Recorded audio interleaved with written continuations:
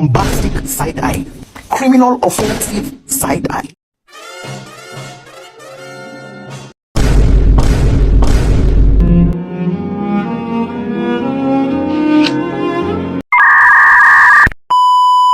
Assalamualaikum warahmatullahi wabarakatuh. Di sini saya akan menjelaskan 4 peta konsep model pembelajaran. Yang pertama ada PBL, Problem Based Learning, adalah pendekatan pembelajaran yang berbasis pada pemecahan masalah nyata sebagai inti dari proses pembelajaran. PBL dapat diterapkan di berbagai tingkat pendidikan dan mata pelajaran tergantung pada kompleksitas masalah yang disesuaikan dengan tingkat perkembangan siswa. Di sini juga saya akan menjelaskan ada 5 langkah yang terdapat dalam PBL. Yang pertama ada mengorientasikan siswa terhadap masalah. Yang kedua, mengorganisasikan siswa untuk belajar. Yang ketiga, membimbing penyelidikan individual maupun kelompok. Yang keempat, mengembangkan dan menyajikan hasil. Dan yang kelima, menganalisis dan mengevaluasi proses pemecahan. PBL ini dapat diterapkan pada kelas 4 sampai dengan kelas 6. PBL ini bisa diterapkan di mata pelajaran IPA, IPS, dan matematika.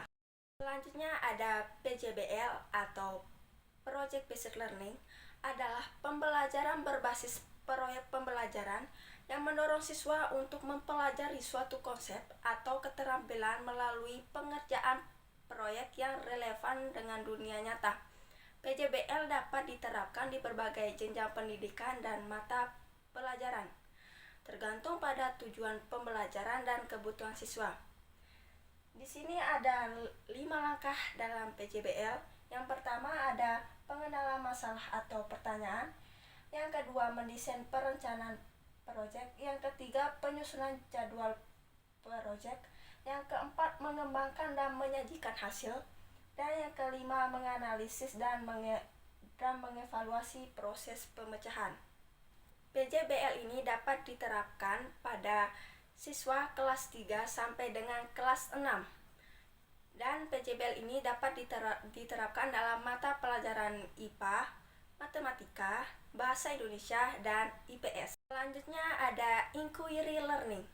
Inquiry Learning adalah pendekatan pembelajaran di mana siswa secara aktif mengeksplorasi masalah atau pertanyaan tertentu, mengembangkan hipotesis, dan menemukan solusi melalui proses investigasi. Pendekatan ini dapat diterapkan pada berbagai tingkat kelas dan mata pelajaran, tergantung pada kompleksitas topik dan kesiapan siswa. Di sini ada 5 langkah-langkah dalam Inquiry Learning.